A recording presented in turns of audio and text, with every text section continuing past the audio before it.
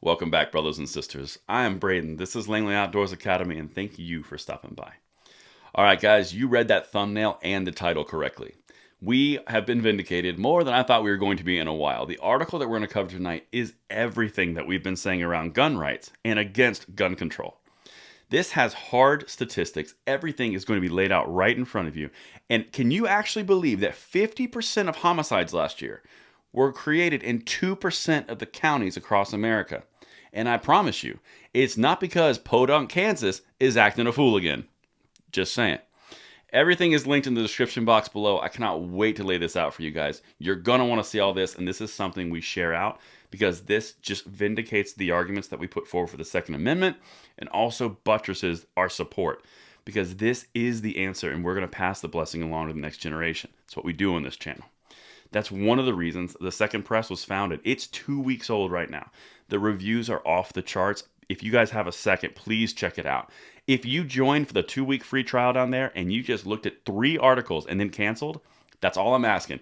We have high capacity magazines, why they're pointless, a solution to the school shooter situation, and then there's one yesterday about Giffords.org and how they're sweeping under the rug a report around gun violence and how we solve it.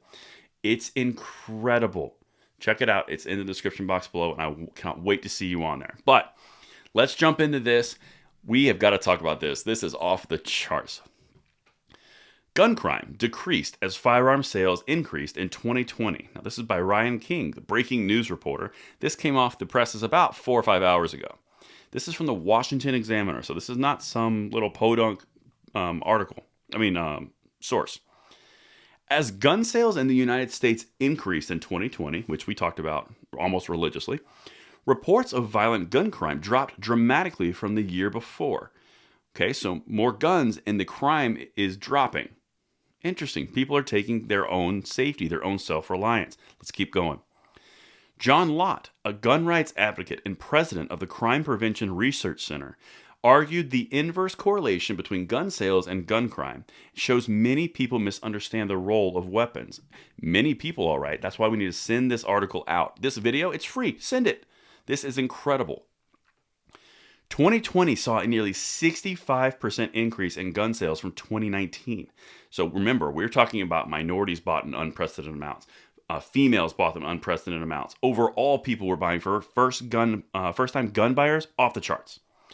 With roughly 13.9 million guns sold in the U.S. in 2019 and 23 million in 2020, according to analysis by Small Arms Analytics.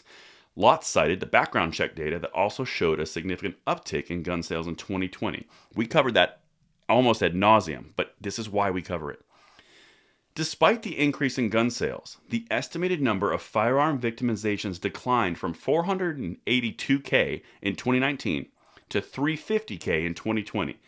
That is a reduction of 130 instances. 130K instances. That is massive. And that study was given by the Justice Department. This is not some small podunk research think tank. Justice Department. They're not exactly pro-gun. Notably, murders with a gun increased during that period, and homicides with guns increased from 15,000 in 2019 to 19,000 in 2020. So overall, you had a dramatic decrease in firearm victimizations, a tremendous decline, and you had an increase in actually homicides. So while the gun rate goes down, the homicide goes up. That is a specific subset, but overall the rate went down. It's because people were taking their safety into their own hands.